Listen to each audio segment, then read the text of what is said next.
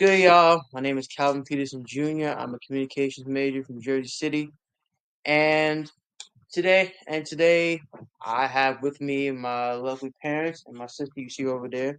You see my dog right there. He's going nuts. I don't know what he's doing. It's my father, mother, sister. This is Calvin, Tanya, Brittany. So today I want to talk some about African American rhetoric. If y'all don't know what that is, African American rhetoric is basically how we talk, how we communicate. Certain sayings, certain languages, the way religion is passed on through, communication through text, how black people basically communicate, or how you identify in as a black person in America. And one of the topics that we went over in class was a term called a hush harbor. Basically, what a hush harbor is basically a space where black people can go and be themselves, can really calm down, relax, talk to you. Like how in a hair salon, barbershop, those places Okay. where people talk about their problems, situations, maybe ask for help, lend some money, help the community out, help each other. Okay. That's basically what a hush harbor is. Okay. A place prying away from violence. Okay. So that is my question. Have y'all ever encountered anything like a hush harbor in y'all lifetime, especially you, mother and father? Because y'all probably have. I know you have. Absolutely, absolutely. There was a barbershop I used to go to, and it was always a place where I could sit sometime and listen because I was younger and I was able to get a lot of valuable information from older guys that was in this barbershop in regards to life situations that happen in the neighborhood, some things I need to avoid, a lot of things. And that was a place that I almost look forward to going to on a Saturday because you knew you would hear a different story about what was happening in the hood or your neighborhood around life.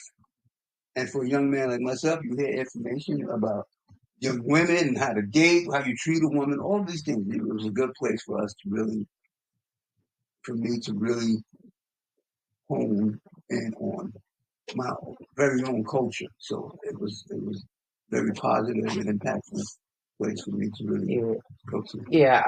I remember you telling me stories about how your mother knew people that could help you in certain situations. How you can rely on people outside of your family or in the Absolutely. neighborhood that can help you in certain situations. Absolutely, absolutely. Those over that, but there's people that, I was fortunate enough to grow up in an era where that was a focus a lot of times for the older guys to really nurture our younger guys. I remember when we were younger, there would come a certain time and a stage in your life where they would take you to the your football league, sign you up for the football teams, the baseball teams, and your parents didn't even have to show up. It was just the older guys on the block that did that. So that was Oh, a good time for myself. you didn't tell me that. I don't know that. Yeah, absolutely. That's how I started playing football and basketball. Like older guys would just take you to the league. They would say, Miss Peterson, we want to sign your son up, and then be fine. Let's go. Okay. Yeah. All And I did some of the same things. As I got older, I would take some of the younger guys and put them under my wing as I got older on the block and take them to doing the same thing that was done for me. So it was kind of like a coach, and we just kind of passed it down until, we all got older and went our own separate ways. And then, so, it was a good era. Okay. Mom, what about you? You ever had like any of those like hush harbors, a place you can go talk about your problems, maybe even ask for help from people that weren't like directly your family, but you really close.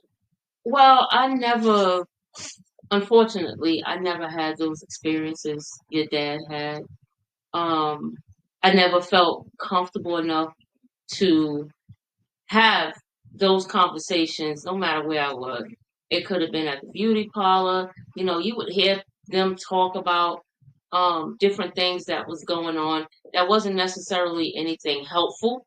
It was more so gossip. So Yes. it was like I said. Unfortunately, I didn't have those great experiences that your father had because I had nobody. I only had my mother, my father to talk to. So I mean, even school was an issue for me. So I just Well, wasn't lucky like that. when I well, not even back then. Like more recent, maybe now. Like in the like in the later years of me being In the here. later years of my life, I have managed to build friendships.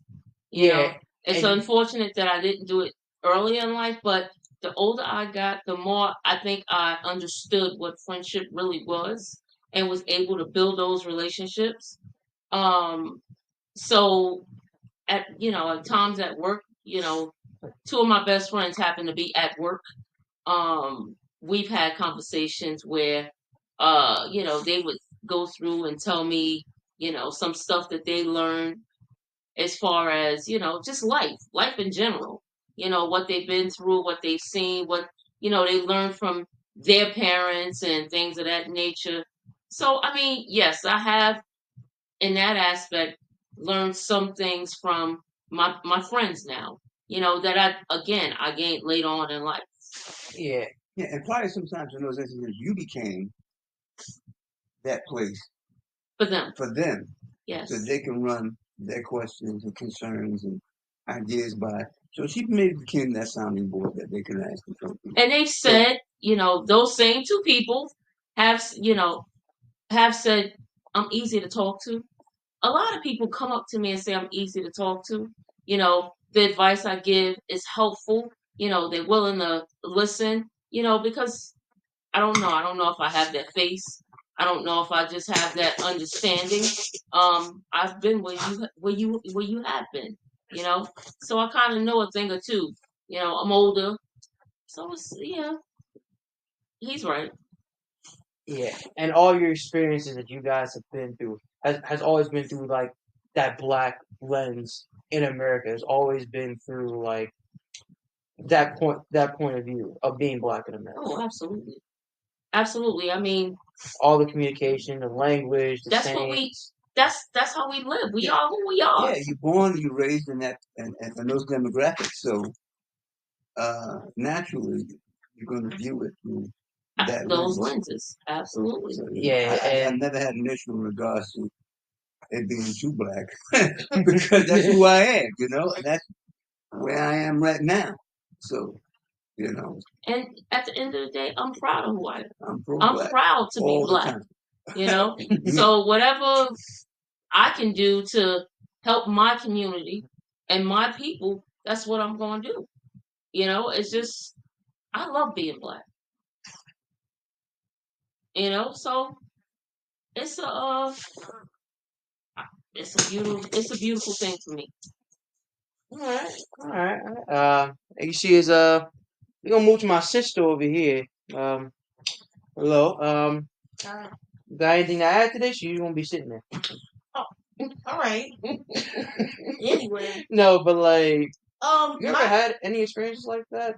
You haven't told me already, but um, I wouldn't say I had experiences kind of like mommy and daddy, but well, not experiences, but like like any like anything similar to like a hush harbor or a place where you were not afraid to be unapologetically black. um, Speak like to say and communicate in a way of to be talking about honest, problems right, that only Pertain. black people in America would face. right. So like there were a couple of clubs that I was in college, and I didn't go to I didn't go to HBCU all 4 years. I'm not like you. I only went to HBCU for 1 year.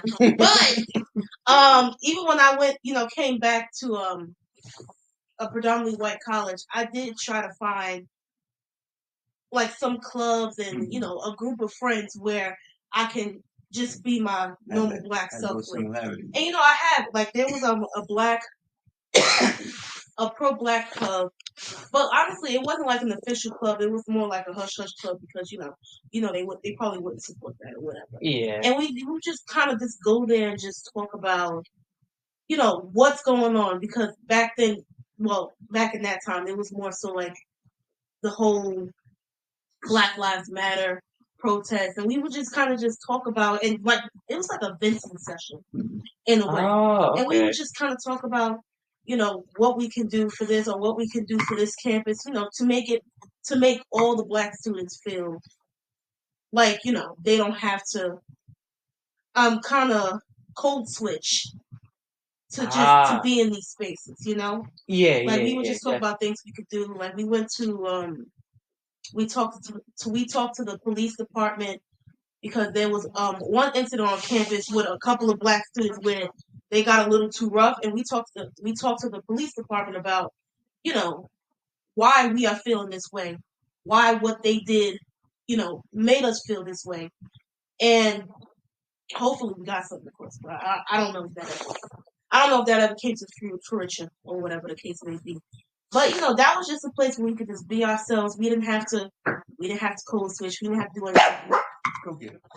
But I guess that's one situation. I would say that's somewhat simple. Someone needs to text it up there so we can Okay, leave. okay, okay. As you can see, entering through the door is the last member of the family, my sister, other sister, Kiana. Hi. Yeah. Unfortunately, we're running out of time, so she will not be able to give her part of the segment because she just got home. But I want to thank y'all for sitting in with us while I asked my parents these important questions that I wanted to ask them for a long time, but never got the chance. And what are you saying for?